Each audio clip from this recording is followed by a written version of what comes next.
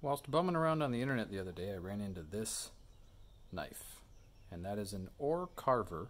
They were made by Queen back when Queen cutlery was still around, and I believe they had D2 steel blades, and I thought, ooh, that's pretty slick. So I did a search and I found them. You can get them on eBay used, of course, because Queen cutlery is not around anymore, and they are pricey. Up easily 80 bucks or so, and so I can't justify that. I have too many knives as it is. So I thought, well, let's see if I can make one. And the closest thing I found to getting me there at a very reasonable price is this knife. This is a Rough Rider, I believe, let's see, what do they call it? Classic Carbon? Yeah, Rough Rider Classic Carbon series, and this is their canoe knife. Has two blades, of course, typical canoe, a big, long, beastly guy, and a shorter, very stiff guy. So the plan will be to modify blade shapes to kind of match this. And so the longer blade on the oar is 1 3/4 inches, and then the shorter blade is 1 3/16. So we're going to try to reshape these to roughly match that. And then I'll have a nice knife. These blades are made out of, I forget the name of the actual steel. It's a Chinese version of 1095, if I understand correctly. So should take a good edge. Probably not as durable as a D2, but durable enough for good carving. It should be a nice high carbon steel that'll take a good edge. So kind of show you my process for reshaping the blades, and we'll go from there. All right, so the big blade's going to be around 1 3/4 inches. We're going to kind of try to match this. This is a flex cut roughing knife put into a Swiss Army knife, which I enjoy. And that's a 1 3/4 inch blade. And the blade on the oar carver, the big blade, is also 1 3/4 inch. So if I use this as a straight edge and draw a straight line with the handle, that takes me to right about there. There's a nice straight line.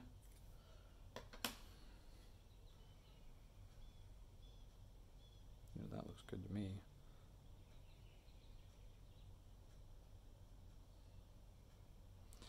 And then we'll curve the blade back.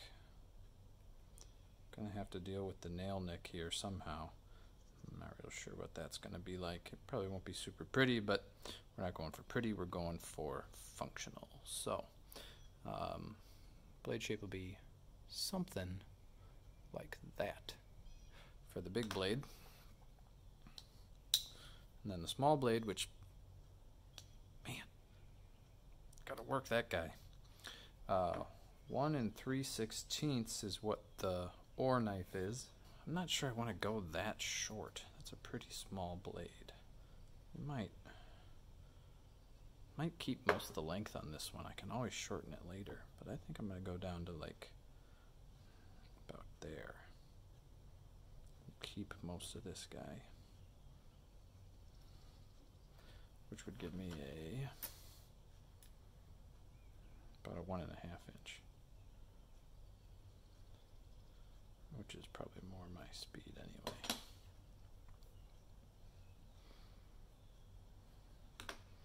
So now I'll take that guy, take it over to have a half-speed grinder. Maybe it's a Rikon. Picked it up at Woodcraft. You can pick them up lots of places with a white wheel on it, so it doesn't spin too fast, doesn't heat up as much. And I'll just dunk in water constantly as I'm grinding away so that I don't overheat the steel, because that'd be terrible. Don't want to mess up the temper. So anyway, over to the grinder, we'll see how much damage we can do here. Well, as you can see, I've taken off a fair bit of metal already, but we've got a ways to go. I've darkened in about where I want to go. I'm probably not going to go quite that short, but I'm going to keep going a little bit and get a little closer to a shorter blade that I'm planning on being more of a detail blade. So, going to be a slow process here. Just, you know, grind, dip, keep that blade nice and cool so it doesn't overheat.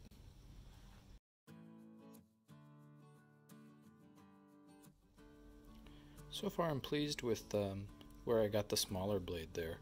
I'm going to have to thin it a little bit, towards the tip at least, so that I can get in and do a little more fine detailed work. and then of course do some sharpening and flattening.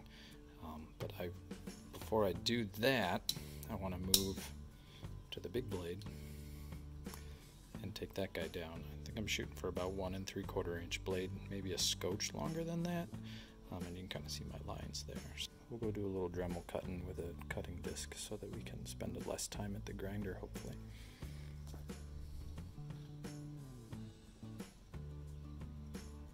So the trick here is to not overheat, and I'm going to try to cut back far enough that if I do get it too hot, I won't ruin the temper into the place that I do want to keep.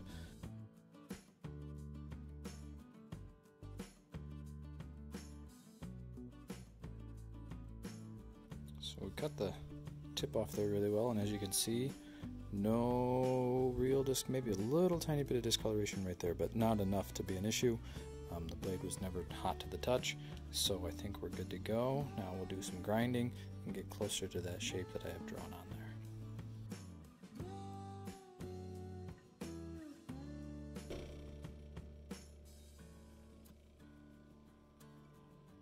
So now I'm going to do a little bit of thinning. This is a pretty thick blade, and kind of begin that initial sharpening step. I'll start on the grinder for this. But then I'll probably go to my stones. I have a set of diamond stones all the way up to extra coarse, and so that'll actually remove metal pretty quick, and but not so quick that I would go thinner than I want, faster than I want. So I'll just do a little bit of initial touching here, and then I'll go over to the stones on both blades.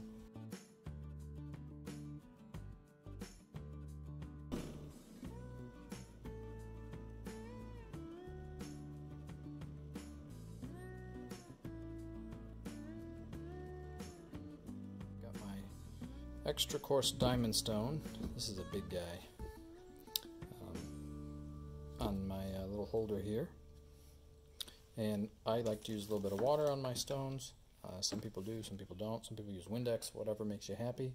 And I'm going to start to flatten these sides, and then I'll add the actual bevel to the thing. So here we go. This will be a kind of slow but hopefully worthwhile process.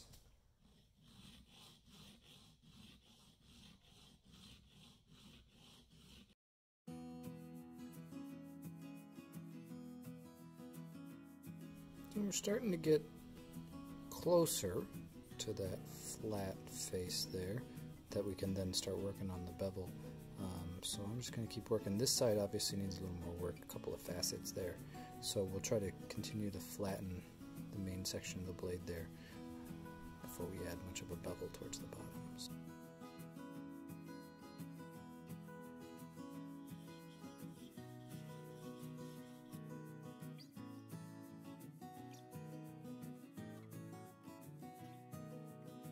So as you can see, I've got both sides pretty nicely flattened and the blade thinned, particularly at the tip there. And now I'm going to establish just a little bit of a bevel on that edge there, just to get that started. It doesn't take too many passes on this firm stone, this coarse, extra coarse stone, to really start cutting into that when you're not doing such a big surface. So we shouldn't take too much on either side to kind of get that ball rolling here.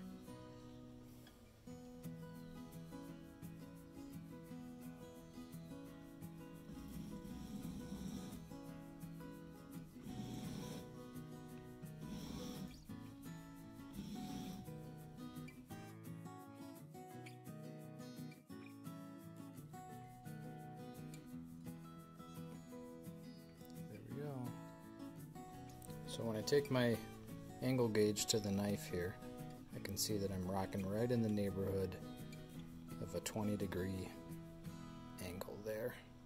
And I'm not too worried about being super precise, but I do want to be in that neighborhood, about 20 I think. And should be mentioned that if you don't have an extra coarse stone like this, you could do a lot of this on a grinder. You could do it on a belt sander. You could do it with sandpaper. As long as your surface was good and flat, like you had I have a granite tile that I use sometimes, and then you could use some sandpaper that you're either clamping to it good and tight or something like that, or wet dry sandpaper with a bit of adhesive, like a spray adhesive or whatever solution you might have. I happen to have this stone. It works really well, so that's what I use. But there are more than far more than one way of achieving these results at this point. So the next thing to do is check the bevel on this guy.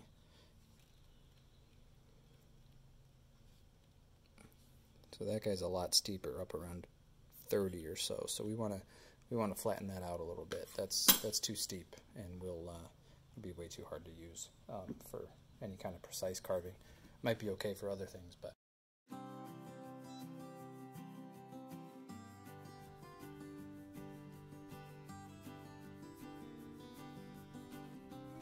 So I've changed stones and moved up a grit to coarse, and so now it's time to, essentially start polishing the sides of the blade there that I've thinned down a good bit, and then sharpening the tip as well. So we'll polish those up so that they get a nice polish to them, and do a few passes on the bevel to make it good and sharp, and hopefully develop a nice burr.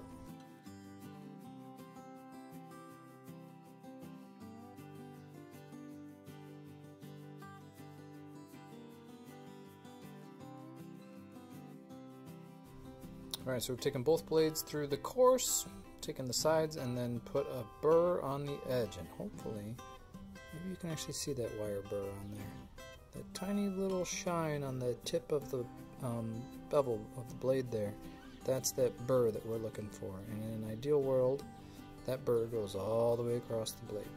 So, that means we're ready to go to the next step. I have put on my fine diamond plate, that's my next one in line, and then I have an extra fine next, and then we'll move to the strops.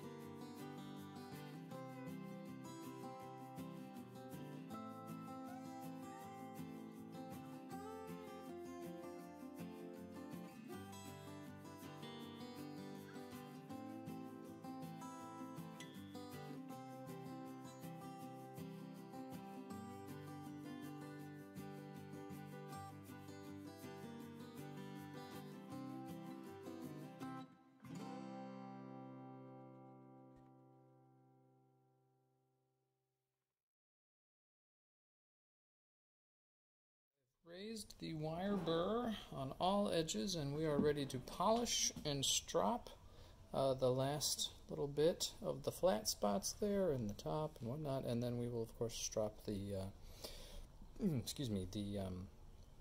edge, the blade edge there, and we'll remove that wire burr, which on that one you can see pretty darn well. Nice burr all the way across that blade. So all I have here is my leather strop, a little bit of polishing compound, charge it up a little bit. Could probably stand to clean my strap, but we're not going to do that today.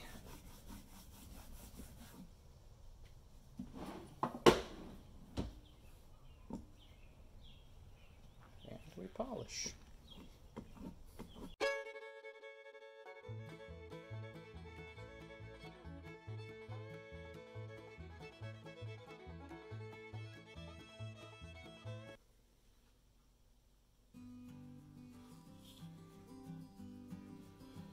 Well, now that the knife is sharp, there's really only two things left to do.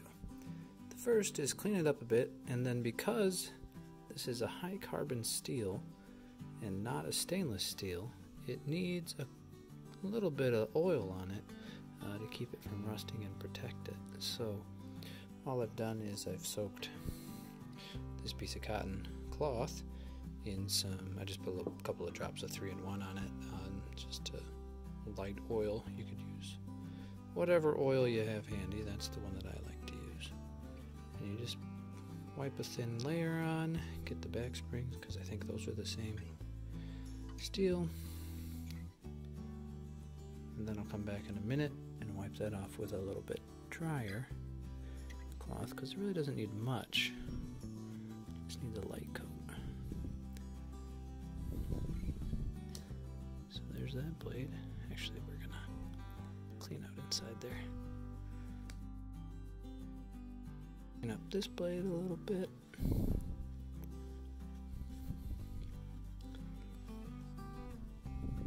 a little bit of oil.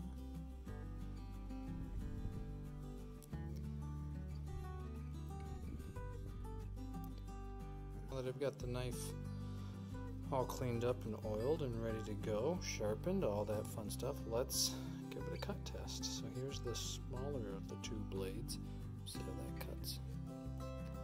Now this is cherry wood, and it's dry and old and hard, and that baby is going right through and leaving nice faceted cuts without any scratch marks, nothing like that. It's pretty good.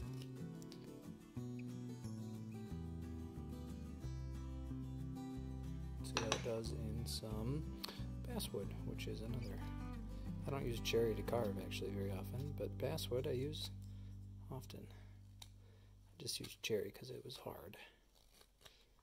Well, that goes right through basswood like it's nothing, as it should. There you go. Basswood end grain, perfectly smooth. Nice cut. Let's see how the big blade does. Now, this guy's intended to be more of a rougher, and so, a roughing knife. So we're not concerned about being able to get nice tight radiuses or anything. We just want to make sure that it cuts well, which has nice smooth cuts.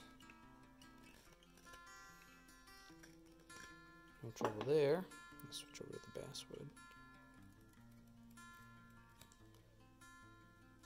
Peeled it right off. Let's see on the end grain.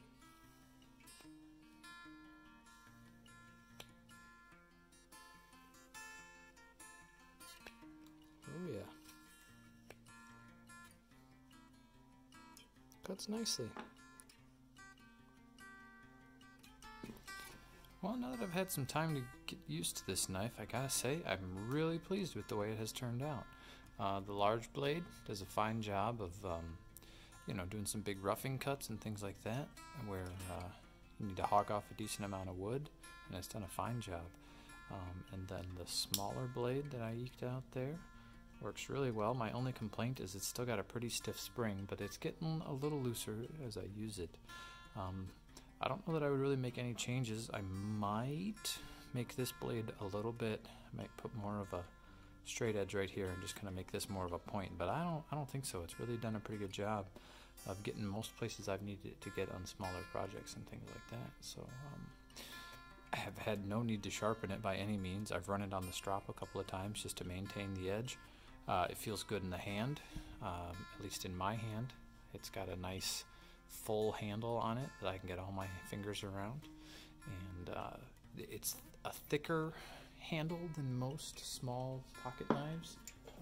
Like for instance, here's another knife that I like to use for whittling, but the handle on this knife is quite a bit smaller, and so there's a lot less to hang on to there.